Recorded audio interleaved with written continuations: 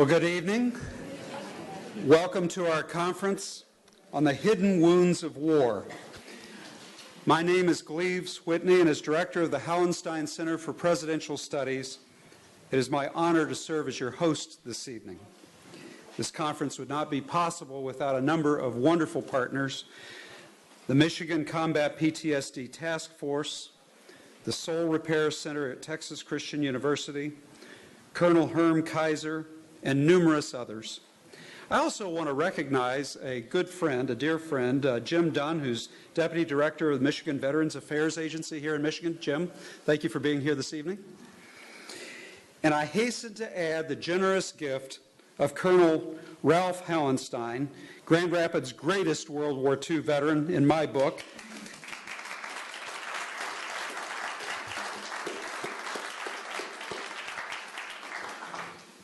Ralph just celebrated his 102nd birthday a week ago, Thursday. Well, I'm uncharacteristically reading my remarks very tightly, and I think you'll understand why once I get into them. I'm the son of a veteran who fought in the Pacific Theater during World War II. Dad was a waist gunner on a B-24. He and his generation came back from the war and did much to build our country during the day. But then came the night.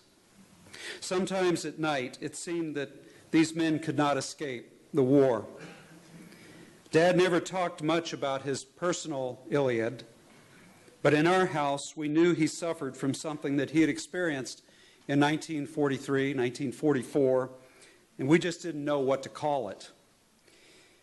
Often he drank too much. Sometimes we kids would be awakened by the scream of his recurring nightmare. Occasionally he would go on a TV jag and watch a lot of westerns, and I guess looking back, there was something about Bonanza and Gunsmoke and some of these other shows that helped Dad process the war, because in every episode it was clear who the good guys were, it was clear who the bad guys were. And, you know, sometimes the men in the white hats had to kill the villains in the black hats, but only reluctantly and out of moral necessity. Once, only once, in our house, there was an allusion to the friends Dad had lost. The 10 men on the B-24 crew that lived in the tent next to Dad's in the New Guinea jungle. That neighboring crew had adopted a parrot. They trained that parrot to call out the name of each of the 10 crew members. So Bobby, Jimmy, Tommy, Johnny. One day the crew was shot down, did not make it back. And then came the night. That night, the parrot called each man's name. The captain in Dad's tent took out his pistol, went over to the empty tent, and shot the parrot. Now, when my generation was young, we did not know what to call the hidden wounds of war. We did not really understand the terrible odyssey that returning veterans experienced. But thankfully, that's all beginning to change, and in profound ways. Right here in Grand Rapids, there is wonderful work being done on behalf of our veterans. It's by my good friend, Dr. Michael Ryan, also by Carolyn Carino, Colonel Kaiser, many other dedicated professionals here in this room. We're really fortunate to have you gathered in one place. Now, their efforts give us hope that our culture is finally shining a light onto America's collective blind spot, as Dr. SHAY puts it. The Hauenstein Center was proud to host our first PTSD conference on June 17, 2008, with the help of Michael, Carolyn, and many others. And this conference I look at as a sort of sequel to that conference, but in many ways it's really more of a prequel, because it grapples with the underlying moral injury of war, the kind of injury that casts a long shadow over the lives of our veterans, their families, their workplace, and over the broader culture. There are few better men to address the moral injury of war than the chaplain and colonel who really helped kickstart this conference, and I'm so grateful to his work. Herm Kaiser, and he will introduce tonight's keynote speaker. Herm, please come up and join me.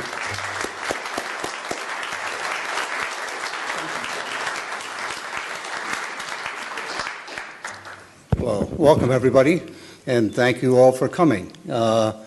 It's my honor to introduce Jonathan SHAY, and they have a lot of words about him on the pamphlet, and so I'm not going to repeat any of those. We share one thing in common, and we both have an AB degree from Columbia, and if you don't know what an AB degree is, it's all but dissertation. And so that's one of the more famous degrees.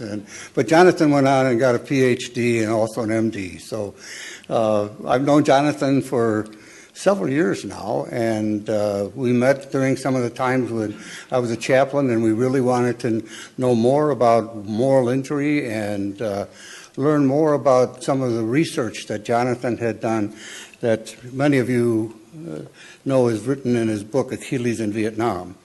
I had to buy a new one tonight so that Jonathan can sign it because I've given 16 copies away already, and somehow they don't get back, and I guess that's a great sign. Jonathan and I this morning went to Calvin College, and there's a room right up the library that has a bunch of old professors, and it's called the Emeritorium. And Jonathan and I went and we visited with the retired professors for about an hour over a cup of coffee. And several of them were classicists. And it was just fascinating to be the fly on the wall and watch these men talk about what they knew about the classics and what they knew about Achilles and sharing stories with one another. I'd also like to introduce tonight my partner, who is co-founder and director of the Soul Repair Center in Bright Divinity School in Fort Worth, Texas, Rita Brock.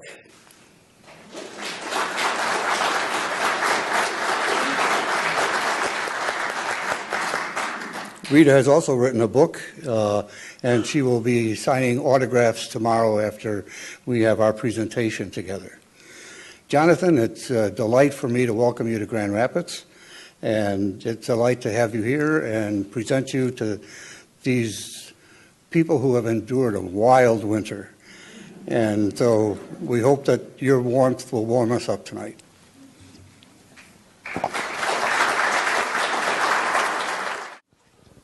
Thank you, Herm. It's a great pleasure to be here. This is not the first time I've spoken in this space, and I'm very, very happy to be back here. I am going to talk to you about, as you know, what war does to the mind and spirit. Most non-people who aren't immersed in this all the time, most of the public, most of the press, most of the Congress use the umbrella term PTSD for everything bad that happens as a result of going to war. Now, if that didn't create mischief, I wouldn't have any great problem with it. But it does create mischief in two ways. One is that, and I won't linger on this, that the word disorder, post-traumatic stress disorder, is stigmatizing in that world of military forces. It's entirely honorable to be injured in the service of your country. But to fall ill, it's not dishonorable, but it sure is unlucky. And in that world, that's stigmatizing. Nobody wants to share a fighting hole with an unlucky soldier or Marine, or share an aircraft with an unlucky airman, or a watch with an unlucky sailor. It's stigmatizing. And here in Michigan is a wonderful psychiatrist named Frank Ochberg that some of you I know, who and I and he and many others, including Pete Corelli, the recent Vice Chief of Staff of the Army, and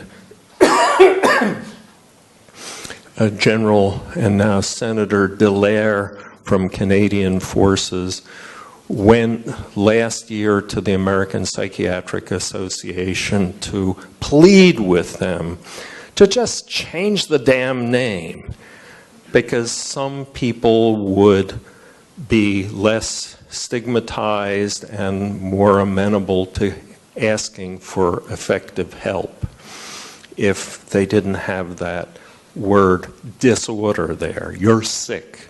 This is from the range of sick, disease, illness, malady, whereas you want a word from blow, wound, injury, that semantic range. So now there are various problems with the official definition of post-traumatic stress disorder, but the most awful problem with it is that it's way too narrow for what really goes wrong and what really wrecks the lives of people who have been in war. And I will tell you, I'm not going to march you through the diagnostic manual on PTSD. I expect, as I look around the room, I expect there isn't a soul here who has not encountered most of it somewhere. And I'm here to tell you that it's not bad for a very, very, very narrow set of phenomena, which if those are the only thing affecting a veteran, rarely wrecks their lives. It can lead to focal disabilities. Those of you in the audience who are infantry veterans know very well what I mean by the word bunching up. What that is the well-founded knowledge that if you are in a close infantry fight, that if there are a number of American soldiers who get together and start talking about something or sharing cigarettes or playing poker or something, they become a quote-unquote lucrative target for a sniper or a mortarman. And so infantry veterans are just lifelong allergic to showing up in the open in a crowd. And that leads to certain focal disabilities. And there are some fascinating stories about the adaptations that infantry veterans use to get around it, like watching their son's little league game, not from the stands with the other parents, but sitting in their truck way out on the third baseline.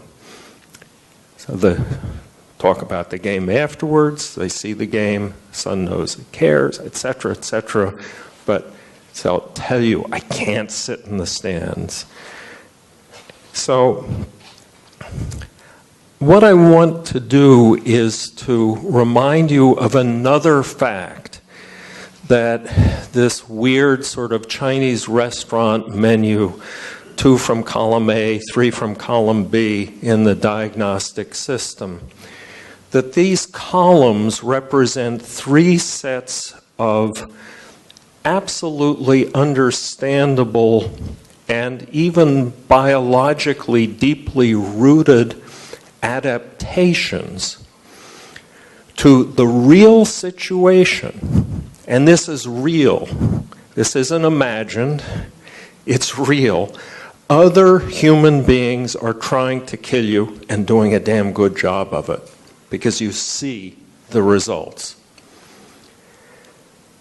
So these 3 collections, without marching you through them, are really quite understandable. And I want to point out to you that the so-called intrusive cluster, that includes repetitive nightmares, intrusive thoughts, intrusive memories, occasional full technicolor flashbacks, that's a kind of hyper-remembering. Don't you ever forget what mortal danger looks like. Ever, ever, ever. It's a valid adaptation. A valid adaptation. The numbing and withdrawal cluster is a kind of resource sparing. That's very widespread in our physiology, that in an emergency situation, we have all kinds of adjustments in the body that pour resources into what we have to do to survive. If a lion is chasing a gazelle in the hope of getting lunch, both the gazelle and the lion are pumping out massive amounts of cortisol that shuts down in both of them all of the things that they don't need going on in the body, that don't contribute directly to either not being lunch or getting lunch. And this is an example of resource sparing, because when you are in a situation of other human beings trying to kill you and doing a damn good job of it, you shut down all interests, activities, relationships that do not directly contribute to surviving that situation. Then finally, the third category, the so-called hyperarousal cluster, is very simply the mobilization of the body and the mind and everything in the body to survive this very real situation. Now, there is one aspect of the hyperarousal cluster that I want to really hammer away at. And that is that, so the vigilance, the readiness for lethal action, that this is a potent destroyer of sleep. Obviously, if you're sound asleep, and it is the deepest levels of sleep that are restorative, if you're sound asleep, you cannot respond immediately and effectively to being attacked. And so a soldier's sleep is a sort of a light and not very restorative doze. And when that persists into civilian life, it raises hell. I have to tell you, I'm a complete nutcase on sleep. And I don't know how many of you here are clinicians or something like, so I would include clergy and something like. Could I see a show of hands? How many of you are active as clinicians? Well, I would like to say that, in my view, your first job and persistent job with any combat veteran who comes your way is to help them toward, in any way you know, toward more and higher quality sleep. Now, that seems, that's way too simple-minded, Dr. Shay. Can't you say something fancier, please?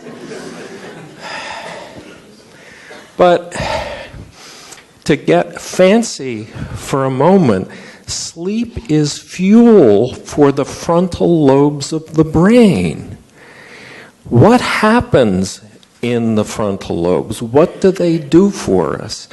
The frontal lobes is where ethical self-restraint, emotional self-restraint, all kinds of interesting cognitive functions like being able to say, that was then, but this is now, and they're different. Wow. Now, the physiology here is blazingly clear that every hour of lost sleep, on the average, if somebody is sleeping only 4 hours a night, every hour of lost sleep drains the tank, and when you're truly out of gas in your frontal lobes, you become a moral moron. This is painful, but there is a physiology to virtue.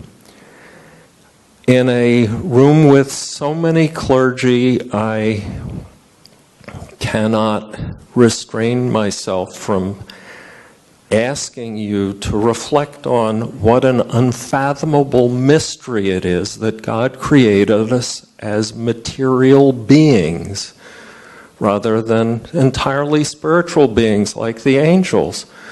But we are stuck with this physical being, and the physical being is what it is, and part of that is how the frontal lobes, what the frontal lobes do for us. But the physiology is really clear that sleep is fuel for the frontal lobes. So if a veteran gets extremely sleep deprived, what happens? You get that famous explosive anger.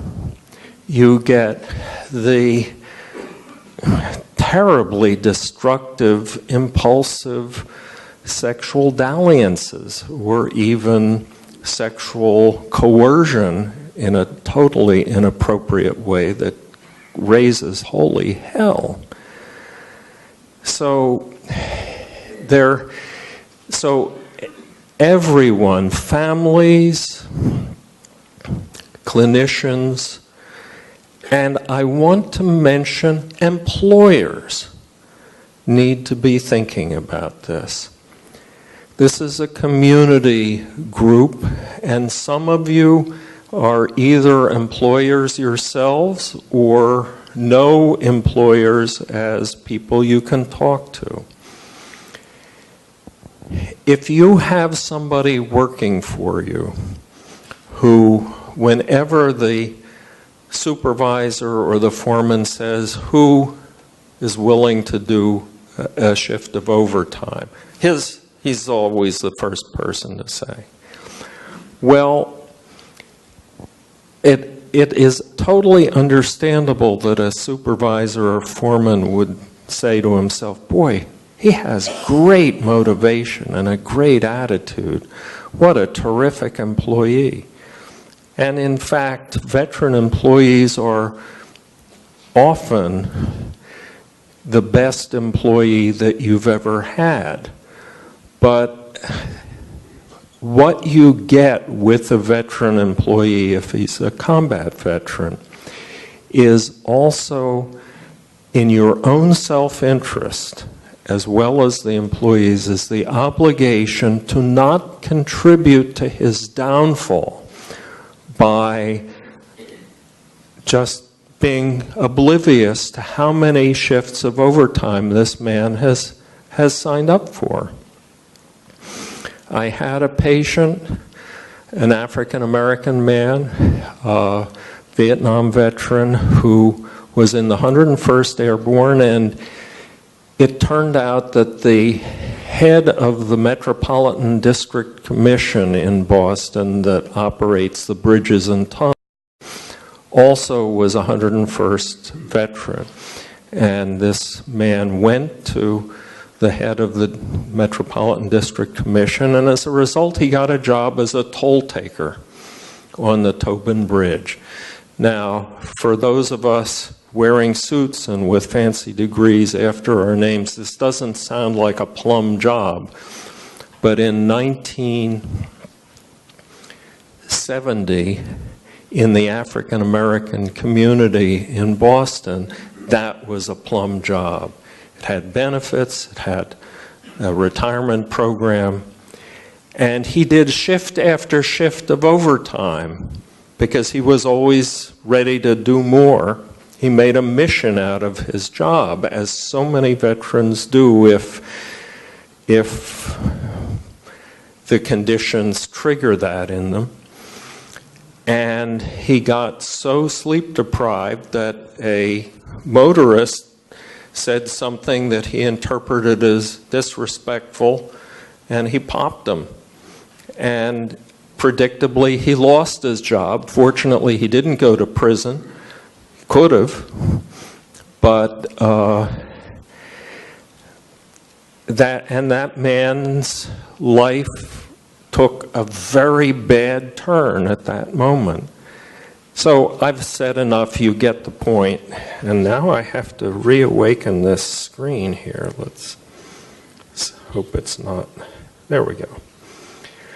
Okay, so those are the three clumps of things, and the categories make excellent sense in terms of valid adaptations. One more thing about that, and I'm specifically addressing the clinicians, that if you really feel that in your gut, that these are valid adaptations, the veterans you work with will experience that as respect.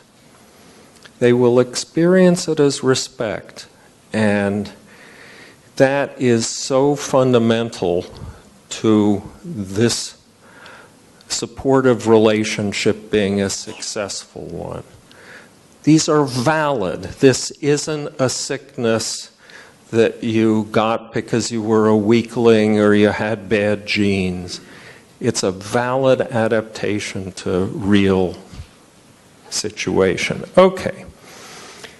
Now, sticking with sleep, what is the least expensive medicine for sleep, most universally available, and the least hoops to jump through? Everybody knows the answer to this. Alcohol. I have no religious scruples about alcohol whatever, and in fact I look forward to a wee bit of alcohol to come down after this performance.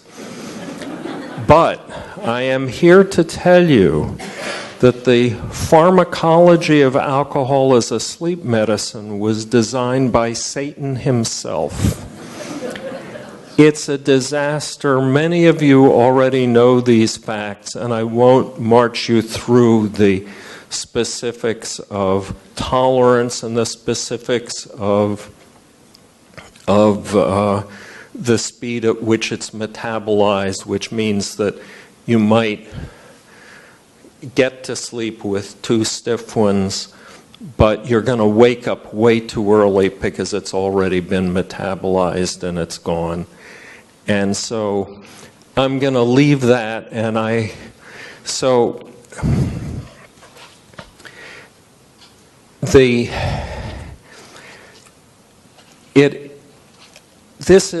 am an MD, and I am legally entitled in the state of Massachusetts to prescribe pills for sleep. But this is not a special pleading of a pill pusher.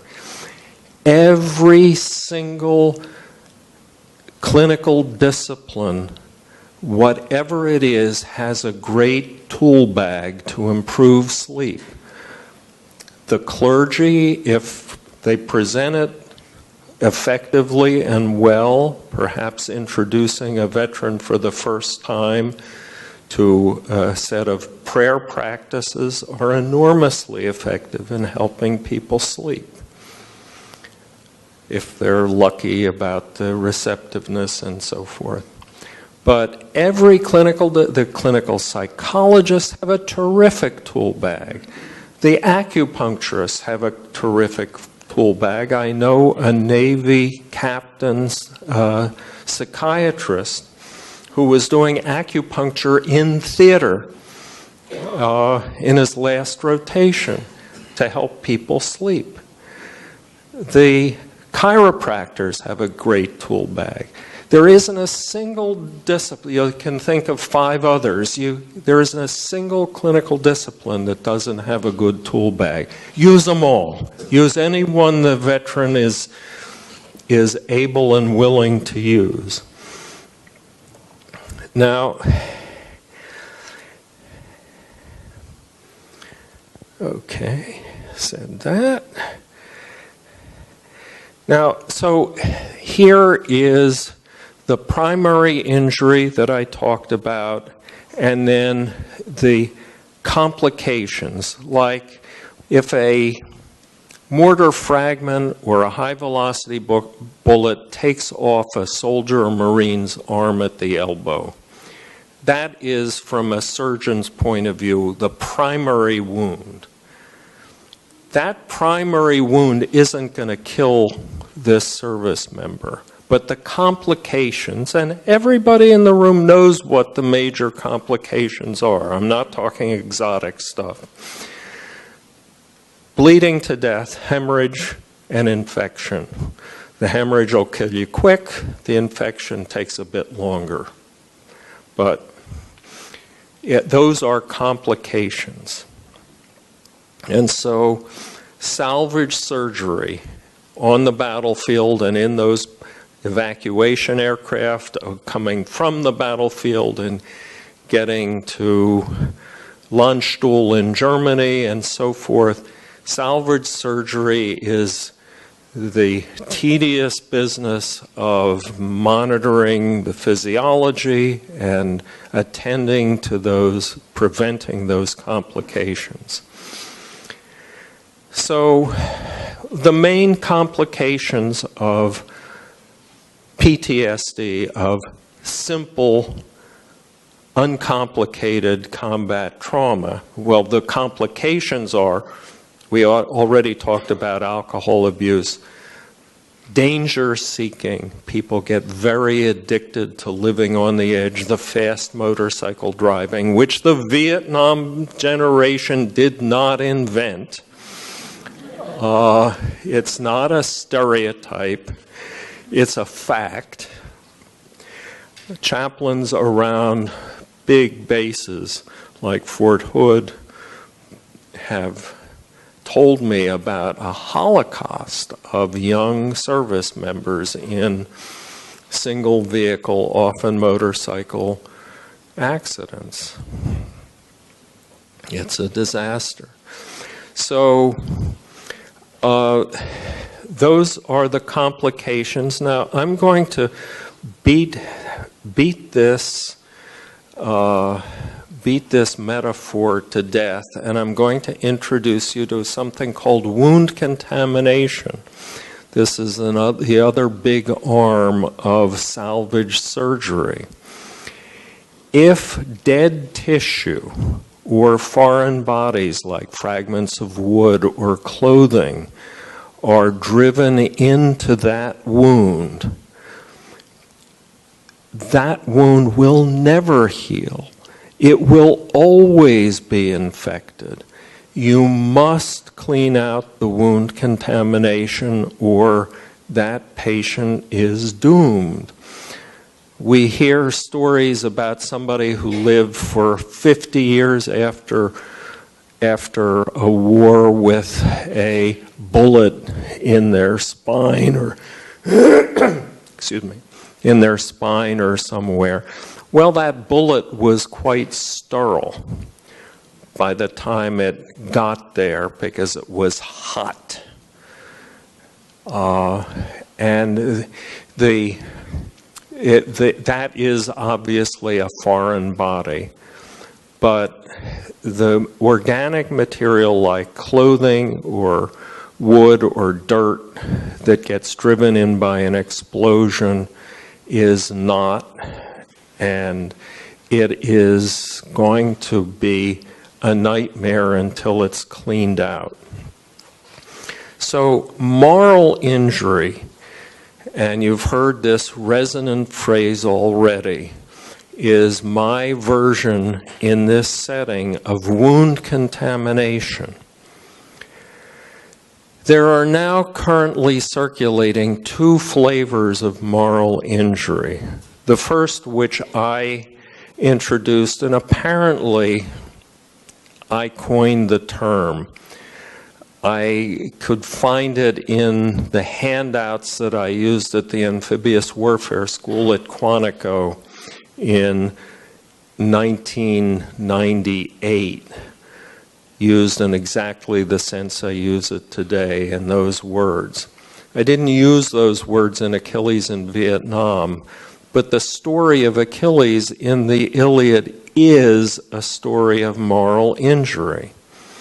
Agamemnon betrays what's right, and he is the top dog. He's the person who has the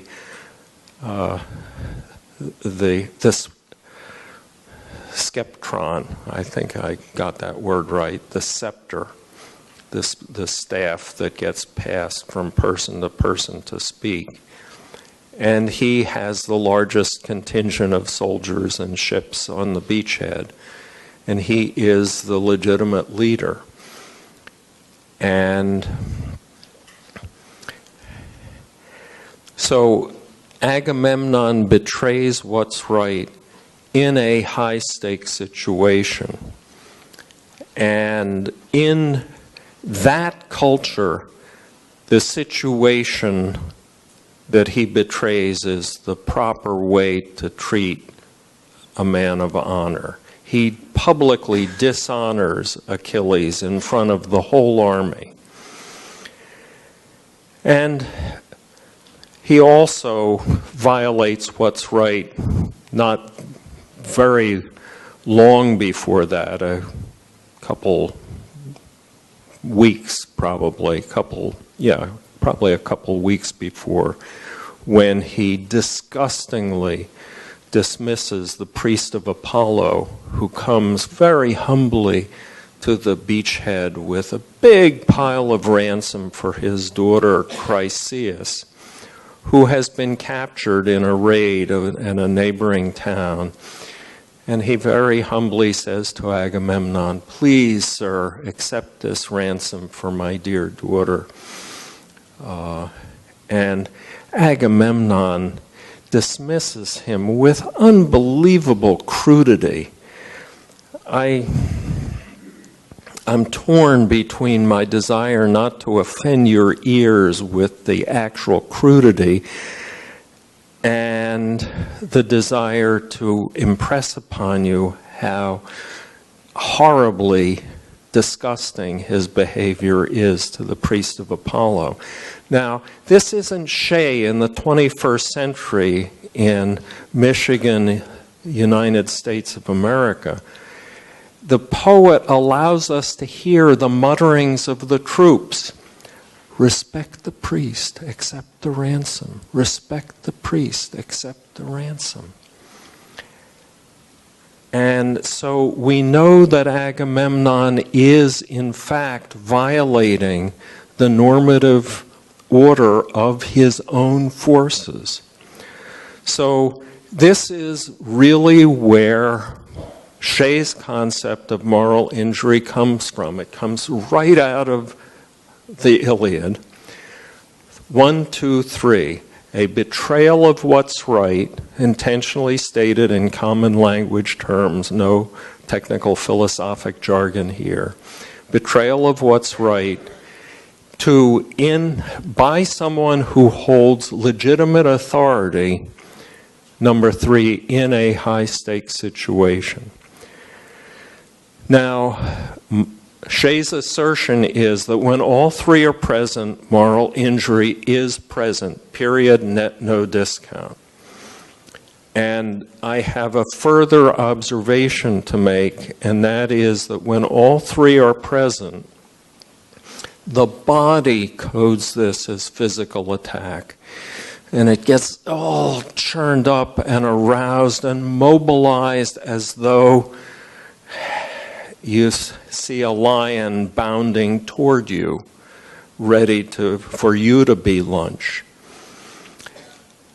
Now, I don't want to make too much about that bodily reaction, but it's actually the only clinical distinguishing feature between my version and the second version that has been developed by Bill Nash, a Navy captain psychiatrist whose final job in the Navy before retirement was combat and operational stress control.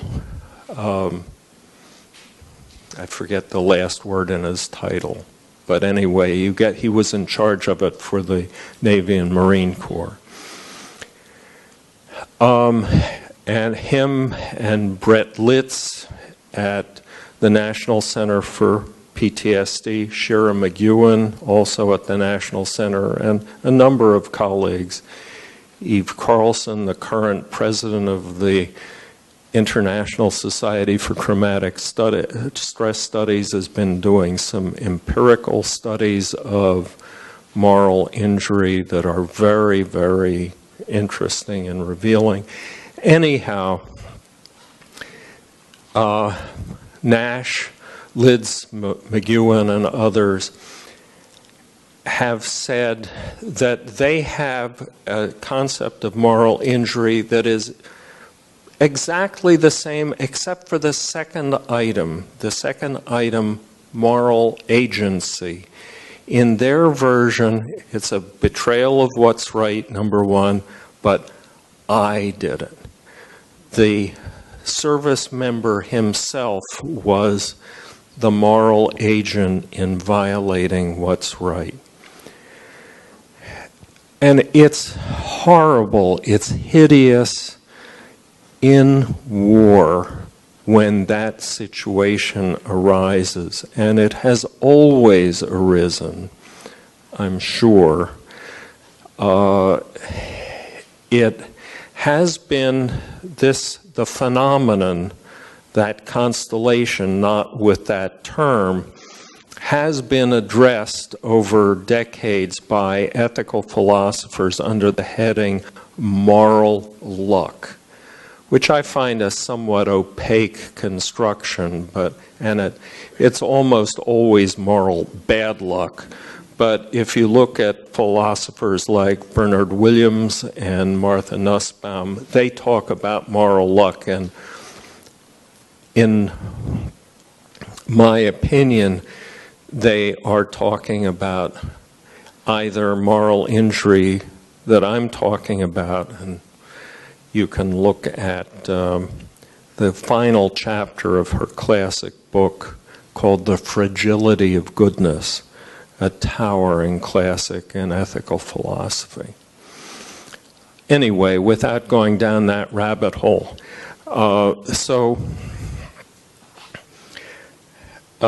these are the two flavors that are circulating, and they aren't all that different in their phenomenology. Both of them just devastate the capacity for trust, which in turn, just like destruction of sleep puts people on the icy stairway to alcohol dependence and abuse, moral injury of either flavor is a fertile ground for suicide, for criminality. It deforms good character. We are in America in general, and particularly in American psychiatry, we tend to break out in hives when somebody says that somebody who made it into adulthood with really admirable good character could be turned bad by any bad experience. We reject it. We don't like it. We don't buy it. Well, this idea has a brilliant pedigree. You can trace it very clearly from Plato through the Stoics, and then jump over to Immanuel Kant, and then a great admirer of both the Stoics and Kant, Sigmund Freud, adopted it. This Platonic notion said, using Plato's words, that if you make it out of childhood with good breeding, is what Plato called it, we would say today good genes, and, he was no dummy, and good upbringing, then your good character, your virtue, your reason would form up as hard and immovable and unbreakable as rock. Now, that's a beautiful notion, that if you make it out of childhood with those two good resources, you got it made. You got your virtue, you have nothing that can shake you. It's beautiful. The trouble with it is that it's complete crap. Now, the American Psychiatric Association basically buys that. And they have systematically rejected every diagnosis brought to them that even smells like or sounds like or quacks like the statement that good character can be damaged in adulthood by bad experience. They rejected the diagnosis that is part of the ICD, International Classification of Diseases, 9, 10, 11, 12, and I'm trying to remember if we're up to 13. It's in all of them, and it's accepted, and it's called Persistent Personality Change After Catastrophic Experience. And it's supported by overwhelming evidence and accepted worldwide, except in the United States, because we don't believe in that. And they rejected the diagnosis that the Boston conspiracy presented, known as complex PTSD to clinicians, or PTSD plus, which was altogether developed by Judith Herman, Mary Harvey, Bessel van der Kolk, and a whole bunch of other people in the Boston conspiracy, of which I'm a proud member. And that was rejected by the American Psychiatric Association under the beastly name Disorders of Extreme Stress Not Otherwise Categorized. Specified, not otherwise specified, DESNOS. Ugh. So, and one of the leaders, who I will leave nameless, of the people who were involved in the field trials say it was all a problem of Occam's razor. It was Occam's razor, Occam's razor. And he seems to have forgotten Einstein's famous utterance, "You should not use Occam's razor to cut your own throat." Anyway, so the APA for sure breaks out in hives whenever anyone comes to them that way. And there is another one coming their way from Germany, from the Charité in Berlin and the German equivalent of the Social Security Administration, Michael, oh God, I'm blanking on his name. Senior moment here. Michael Linden, professor at the Freie Universität Berlin, has mountains of data from the post-unification period on the people whose perfectly respectable life trajectories were just shot out of the sky by reunification. We're not talking Stasi here, unemployed Stasi. We're talking unemployed fine optics makers and sanitary engineers, people who knew that they were doing something of value and did it well, and their lives were just, their legitimate expectations were just shattered in the course of reunification. And he, Michael Linden and his colleagues, sort of sadly expect the American Psychiatric Association to be influenced by good data. It's again no bad thing that happens in adulthood if you're okay before that can ruin good character. And this entity, they call it post-traumatic embitterment disorder. And those of you who've worked with a lot of really badly injured combat veterans will recognize embitterment as something that they know painfully well. So,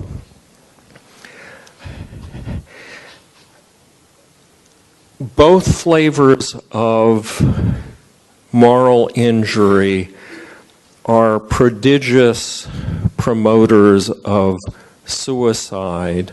I believe that the reason for that is that they both promote despair. My preferred definition of despair is when you become certain that virtue is no longer possible for yourself. That is, to me, a rock bottom cause of despair. I can never again, I have no possible hope of ever seeing myself as a good person. And moral injury of both sorts cause despair, and I think despair is a very important cause of suicide. Empirical evidence indicates that it is a big promoter of family violence. My experience in the clinic suggests it's also a big promoter of criminality, that people with moral injury are likely to gravitate toward criminal careers, especially if they have valuable skills like knowing how to blow a safe with explosives. I'll stay away from the war stories from the clinic. Some of them you can't make this stuff up. Anyway, so let me see where I am now. I think I've covered that and covered that. So we have these two flavors, and they're obviously closely related, and they don't exclude each other. One can lead to the other in any order. They can happen just in the same instant. And I invite you to consider the painful scenario. An army platoon gets into a bad scrape in Iraq or Afghanistan, and the lieutenant makes an entirely legitimate tactical judgment. We gotta get out of here. And he orders a withdrawal. And one of his soldiers says, "But Joe is wounded. We hear him out there screaming. I'm going after him." And the lieutenant says, "The hell you will, out." And it's a direct order. So if the soldier obeys, and everybody in this room knows that in all of our services, there is a deep commitment, ethical commitment, usually stated as, we don't leave nobody behind. I'm not selling grammar here, I'm selling the facts on the ground of military culture. We don't leave nobody behind. So if this soldier who obeys the order obeys it, he is likely to have at that instant both flavors of moral injury, where the lieutenant was violating the shared ethos of the ground forces, we don't leave nobody behind, by ordering this withdrawal. And this soldier, anybody who's been in a long infantry fight knows in their guts that, yes, disobedience is always an option when in that kind of situation. Because number one, the enemy is really close and the military justice system is far away at that moment, and the soldier is most likely going to lose his life trying to go bring Joe in. He's not reflexively obeying orders. He knows he has a choice to obey or disobey this order to withdraw. So he may carry with him not only the sense that the lieutenant violated what's right, but that I did it. I let Joe die. I let Joe die. As unrealistic as that formulation may be, there are men carrying that around with them. So, okay, so deterioration of character. What happens if your capacity for trust is really devastated? And that is common to both forms, the destruction of the capacity for trust. If your capacity for trust is really devastated, you enter a world of very, very limited options. When you encounter another human being, you are stuck with the settled expectation, with no trust, that they're going to harm, exploit, or humiliate you. Now, some people say, well, Doc, don't you mean paranoid? Okay, fair enough, it's paranoid, but this psychobabble doesn't add one little thing to our understanding of this human being. And I strongly encourage everyone to stay close to the phenomenon.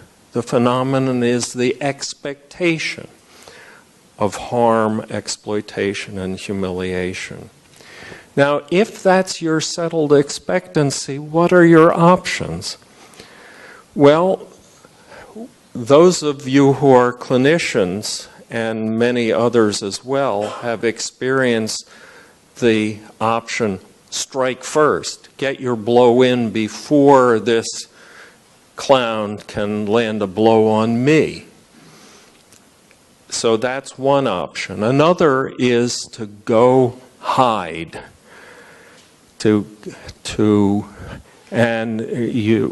We are all aware of combat veterans living out in the boonies, trying to avoid every possible contact with other human beings. And there are some in our cities living in attics and basements, and only coming out at night because they hope and intend that they won't encounter anybody else when they come out. So strike first and hide. And then there is a third option that Odysseus embodies so brilliantly. You can become a really fluent liar and develop a whole lot of false identities. And in the course of the Odyssey, I don't have a count in my head, but I think that he has at least 3 different false identities that he puts forward in the course of the Odyssey. And there's this very, very funny scene when he's sound asleep and put on the beach in Ithaca by the Phaeacians who've given him a ride home. And they leave, and he wakes up and he doesn't recognize the landscape, and the goddess Athena appears in the guise of a young shepherd lad. And instantly Odysseus starts spinning out this load of malarkey about who he is and how he got there and where he's trying to get to. And it's a very funny scene because Athena knows exactly who he is. She's his patron goddess. And is there a feminine for patron? Anyway, never mind. So she says, Odysseus, drop it. Don't you know who I am? I know who you are. And then she's dropped her disguise, and he recognizes her immediately, and they go on from there. But anyway, so those 3 options. Now, what's missing here is cooperating with a freely cooperating partner. Partnership. That's a void. That never happened. Never happened when your capacity for trust has been devastated. So this ends in a terrible mess in family life, in the workplace, in civil society. It's awful. So if these 2 flavors of moral injury are different, is this a difference that makes a difference? Well, my belief is, and I can't prove this to you with finely honed scientific studies, we just don't. I don't know, and I think nobody knows. But I'll tell you what I believe. I believe that moral injury of the sort that Nash and Lids and McEwen describe is something that may be treatable by the I don't know this is true. It may be treatable by the normal medical model, which is fundamentally the clinician and the veteran alone in a room together. I don't pretend to know, and I'm not going to go further down that line, but what I feel certain that I do know is that moral injury of the sort I'm talking about pretty much absolutely requires the input of peers. That all of the alphabet salad after my name isn't worth shit, because I don't have the credibility with somebody who has been through war. The only people who have that credibility, who have a shot at having the veteran repose trust, is other veterans, and ideally in the plural, other veterans plural. One veteran would be better than no veterans, but for 20 years I was the only psychiatrist for a small long-term milieu and group-based treatment program in the Boston VA outpatient clinic. And I didn't create that program. I had the smarts not to destroy it when 20 years before I was the new psychiatrist. The psychiatrist who'd been one of the founders of it 10 years before that died unexpectedly in her homeland of Argentina during Christmas break, and I was her replacement. And I would have had the power to destroy it, but I realized something really amazing is going on here, and I've got to learn it. And any clinicians who are interested, my mentor and colleague Jim Monroe and I wrote a detailed description of what that all looked like that appeared in the SHAY and Bremner, SIAIGH and Bremner textbook of PTSD. And I can send that in electrons if anybody would like it in electrons. So peers. I honestly believe that credentialed professionals like me can make great stagehands. We get the lights on, we sweep out the gum wrappers, we get the curtain up, we count the chairs, and then the veterans do the heavy lifting with each other. That's my settled belief. I cannot prove it to you in any sharp pencil scientific way. But that's me, I guess.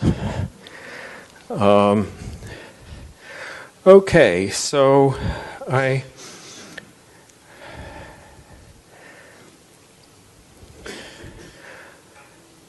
in the community, things that I know we need, I hope that the so-called Veterans Court movement prospers in American state criminal law.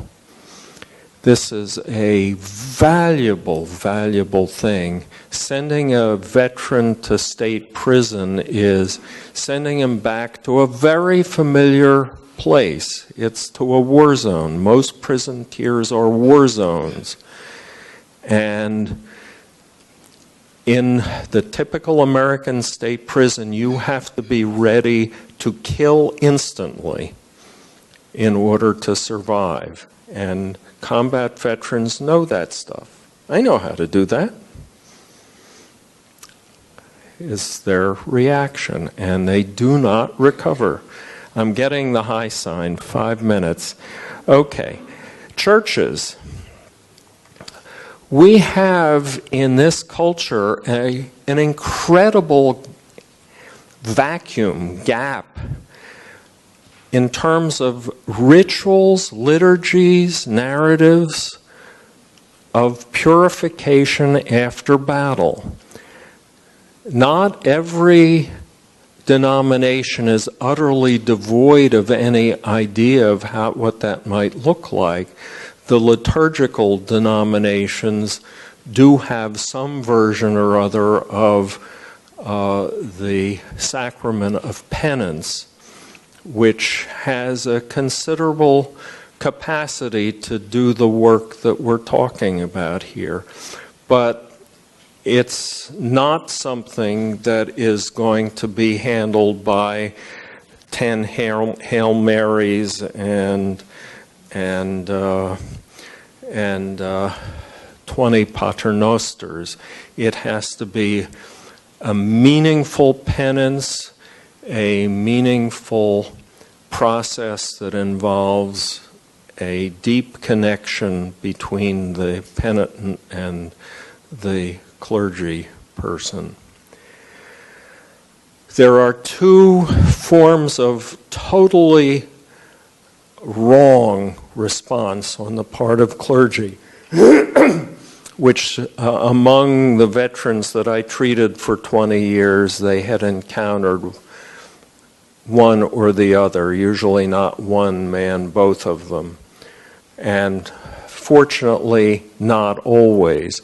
The most common was, "You have nothing to confess, my son," and just shutting the veteran down. Just shutting the veteran.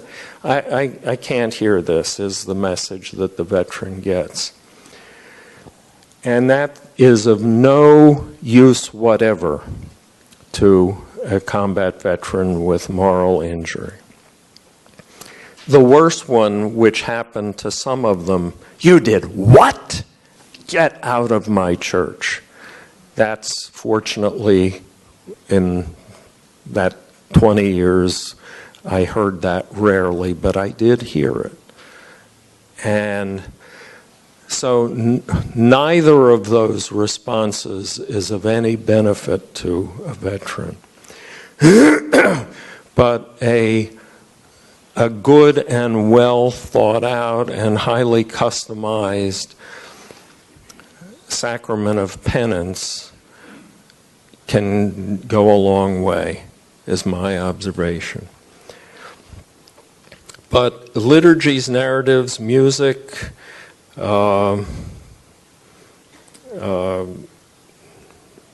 we need that. It's a huge creative task.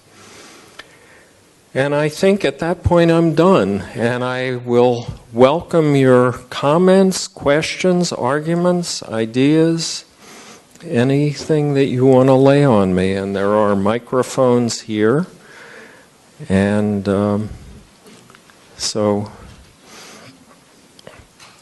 and there are some fine, helpful people who are going to carry a microphone to anybody who, well, here's Test. a gentleman who... We can hold them for you guys, and then you can ask your question that way. Thank you very much for your presentation. Lieutenant Colonel David Grossman, in his book on killing, insists on numerous occasions that combat veterans are no more likely to engage as civilians in criminal activity than any other sectors of the civilian population. Your work seems to suggest the opposite of that, and I'm wondering how you can reconcile those. Okay. I know Dave Grossman, and I don't recall that assertion, but I'll take your word for it. I base what I am saying not on the tiny sample of veterans that I knew personally, but on the National Vietnam Veterans Readjustment Study, which for decades was the gold standard for epidemiological studies in psychiatry because of the care with which it was designed and executed. And it was self-report. It wasn't verified from court records or prison records. But self-report was that those Vietnam veterans who'd had a high level of combat exposure reported violent acts in the last month at a very high rate toward other people, and self-reported conviction of a felony. I have a terrible memory for numbers, but it's in the NVVRS that is a widely available source, and that's the basis of my assertion, certainly confirmed by my clinical experience. Dave Grossman is not a scholar, not that we're talking erudition here, but for instance, he leaves the reader with a powerful impression that killing another human being is biologically forbidden in all species. And he just doesn't have the facts right. One third of all male wolves, for instance, die by being killed by other wolves. And this is known from radio-collared, free-ranging wolves in the wild, replicated in multiple wolf populations on different continents. And it looks like, quacks like, smells like a fact that wolves kill each other under the right circumstances without the slightest compunction. But thank you for the question. Phil Stebbins, I'm a Gulf War era veteran, Marine Corps, and I just wanted to make sure I wasn't dreaming and see if you would reiterate or possibly confirm that I did hear you correctly, that chiropractic is a viable and healthy part of a treatment plan for PTSD? I have to practice full disclosure. My son is a very gifted chiropractor that I have enormous respect for, and I believe I said that chiropractors have a good bag of tools for improving sleep. I couldn't tell you what they can do for combat trauma. I just don't know. But I wouldn't be surprised. Thank you.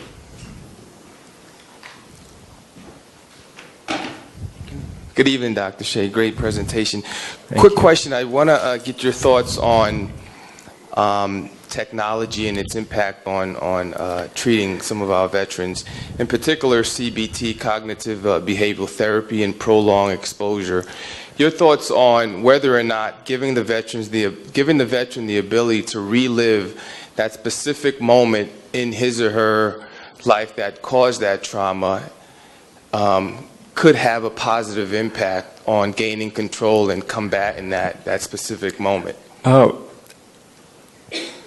The cognitive behavioral therapies are probably quite effective against narrowly defined PTSD, that is, those adaptations to the real situation of other people trying to kill you. And I don't think there's any good basis for disputing that. But if moral injury is in play, I don't think they have anything in cognitive behavioral therapy for that. Now, I'm not part of that tribe, and I don't know what they might have up their sleeve, but that is, I think that what I've said so far can be defended as true. Thank you. You're welcome. Thank you very much. If you could have a magic wand to make 2 or 3 better things happen with the VA to help in Oh this my way. God. I'm kind of loading the question. I was hoping you'd ask me what 2 or 3 things to prevent psychological and moral injury in military service. I'm ready to rock and roll on that one. But well, the reason I ask is because within this group and within this community, there's a lot of chance to go to the VA and make at least helpful suggestions and not burn them down. And well, peers. Now, it is astonishing to me how many VA clinicians and administrators break out in hives when they think of encouraging solidarity among veterans in the VA. Sometimes they react like a mill owner who discovers that his foreman is helping organize a union. And that's how it feels to them, that somehow the VA is in a stronger position if veterans don't connect with each other, atomized. And that is denying them not only what they do anyway spontaneously, they just don't get to do it when there's anybody paying attention, because there have been, in the long history of the VA, which is a giant institution, there have been criminal gangs that have formed within VA patient populations. That's real. That's happened. And that's not the reason not to foster and encourage veterans connecting with each other. It's the reason to have people paying attention and knowing these veterans very, very well. Because that cannot go on over an extended period and not be noticed. I mean, it's if you show up and pay attention, you're going to get whiffs of bad things like people giving or selling drugs to each other or forming criminal enterprises.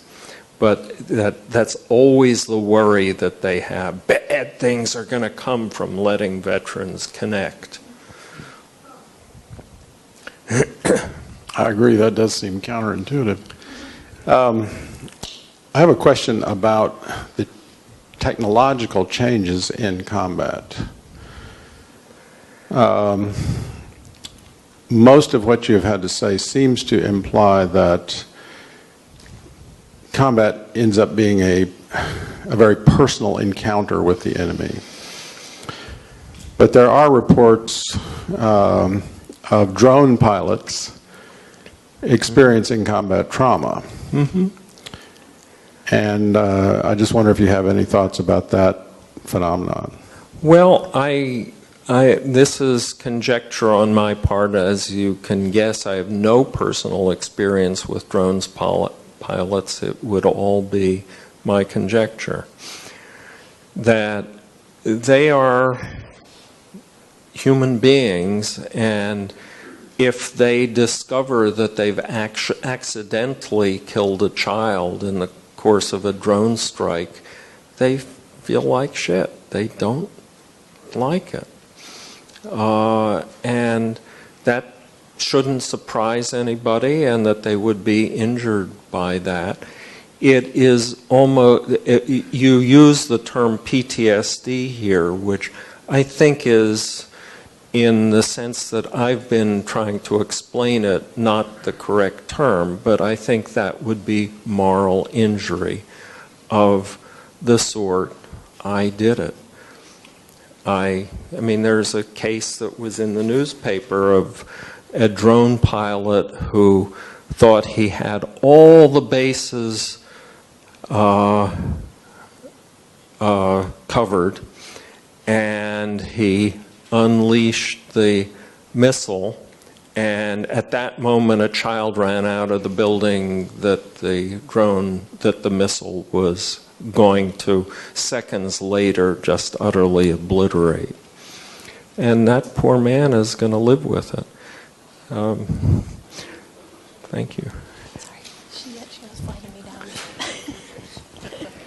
Hello, I'm not standing up. You mentioned to me earlier about the community cleansing itself as well as cleansing the veterans. And that's part of what I think West Michigan is very good about, is taking care of their own. And I'd like to know what you would recommend. I know you don't have all the answers, but I'd like to have something I could go home with. Purification after battle in every society that has had them traditionally, forgive me, my voice is beginning to. Always, while there may be a period of seclusion where the returning warriors are just with each other and with a shaman or whoever, there's always a time that the community is involved in the purification. We need purification after war. We sent these men and women. They went in our name and for our sake. And we can't You, Mr. Veteran, you need to clean yourself up. Get on it. We all need purification after war. We have time for one more question. So it seems to me that there's something about the more recent wars that's even a bit more insidious than when, number one, you recognized who your enemy was, and secondarily, deployments were, they may have been long, but there were not the series of multiple deployments that our current veterans are going through and current military members. I don't know if you can speak at all to what's changed and what you're seeing with younger veterans dealing with some of those issues. First of all, I have no personal experience with current theater veterans, or a tiny experience. I won't go into the details, they're unedifying. But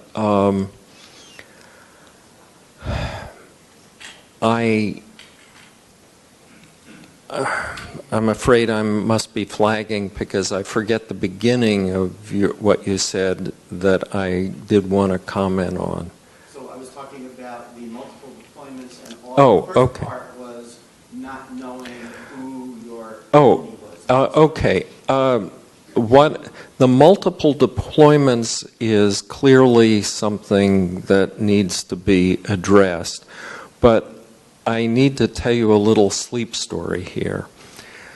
I knew quite well, still know quite well, a retired Marine infantry officer who, when he was a major, was known in the Marine Corps as the major with a 50-pound brain, and he was assigned to the Quadrennial Defense Review activity in the Pentagon. And that's a rabbit hole that I'm not going to go down. But anyhow, I get a phone call from him, and he said, "Jonathan, do you know what I discovered?" He knew me well and had heard me rant about sleep. I discovered that the sizing construct for operationally engaged forces in the QDR is 4 hours of sleep in 24. And there was this sound of wonderment in his voice because he had personally experienced that, deployed to the current theater where he was part of a cell, a command cell placed on the border between Afghanistan and Pakistan. And the colonel running that cell absolutely believed that 4 hours of sleep was all that anybody needed. And this is madness, absolute madness. And what needed to happen was what really needed to happen was for there never to have been a war with Iraq. But putting that aside, being in it was to make a realistic and honest assessment of how big the forces needed to be. Because we were burning through our troops at a ferocious rate, just destroying them, using them up, burning through them. And that's absolutely true of the Guard and reserves as well. And the Congress ultimately is responsible for the end strength. And before the Congress, the secretariats have to have the balls to ask the Congress or to demand that the Congress increase their end strength if they're going to have that kind of operating tempo and deployment tempo. It was insane. Sorry, I'm in a rant. Dr. SHAY, thank you very much. You live up to your reputation. And any guest of ours at the Hallenstein Center gets a Ralph Hallenstein tote bag for your fine talk. So thank you very much, sir. Favors. Party favors. Some wonderful things in there from a great veteran, Ralph Hallenstein, to you. And I just want to remind you that Dr. SHAY has graciously agreed to sign your book, your purchase of Achilles in Vietnam, outside in the lobby. And I also shameless author, but that's okay. You deserve it. You earned it. And then also just want to remind you that tomorrow, if you want more of this, more insight from a great lineup of speakers, be here at 9 o'clock in the morning. We're going to go till about 5 o'clock and continue this great conversation that Dr. SHAY has started this morning. Thank you very much. Right here in this auditorium. Thank you.